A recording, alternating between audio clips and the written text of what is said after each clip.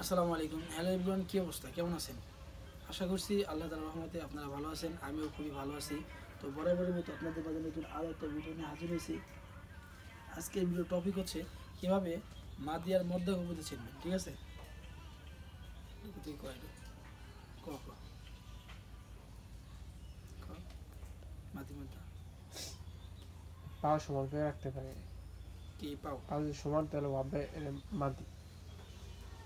আর মধ্যে কবুতর পাওয়া লাগছে তুই খাও করে দিছিস কথা। এভাবে। মাদি কবুতর হয়েছে কি পা সমান থাকবে না, পা মাদি কবুতর পা সমান থাকবে। যদি পা ছোটো বড়ো থাকে তাহলে কিন্তু এটা মধ্যে করতে, এটা কী করবে? এটা মাদি সমান জায়গায় পা রাখলে পা দেখি মধ্যে কবুতর কোথায় যাবে, আর মাদে কবুতর পিরাটে থাকবে, একদম মিশে যাবে। ও তো বাচ্চা দেখে ঠান্ডার জন্য হ্যাঁ, এটা বাচ্চা দেখে তো ইয়ে দিচ্ছে না।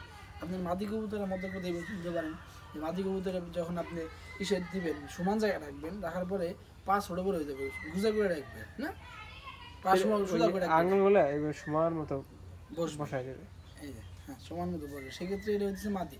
আর মধ্যে কবুতর চেনার উপরে দিচ্ছে উঁচু করে রাখবে, উঁচু করে রাখবে, পা উঁচু করে রাখবে, রাগ রাখবে, রাখবে উঁচু করে রাখবে।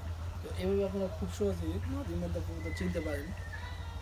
অথবা আপনি যদি আরও 6-7 মাস অভিজ্ঞতা অর্জন করতে পারেন, সেক্ষেত্রে আপনারা নিজের মতো করে দেখলি টের পাবেন কোনটা মাদি কোনটা মধ্যে। ঠিক আছে। আর মাদির মধ্যে চেনা কিন্তু খুব বড় একটা ব্যাপার, কারণ কবুতর যে পালবে তার কিন্তু অনেক বড় একটা ফ্যাক্ট। মাদির মধ্যে কবুতর চেনা না চিনলে কিন্তু আপনার লস খাবেন, বুঝতে পারবেন। আপনি দূরে মাইকে একসাথে ধরাই দিছে, তো সেক্ষেত্রে বাচ্চারা ফুটে না, ডিমও পারবে না, বাচ্চারা ফুটে না। ডিম পারলে বাচ্চা হয়। ডিম পারবে কেন? মাদি কবুতর তো ডিম পারে না। ডিম পারে, মধ্যে পারে, বাচ্চা হবে না, তাদের বাচ্চা হবে না।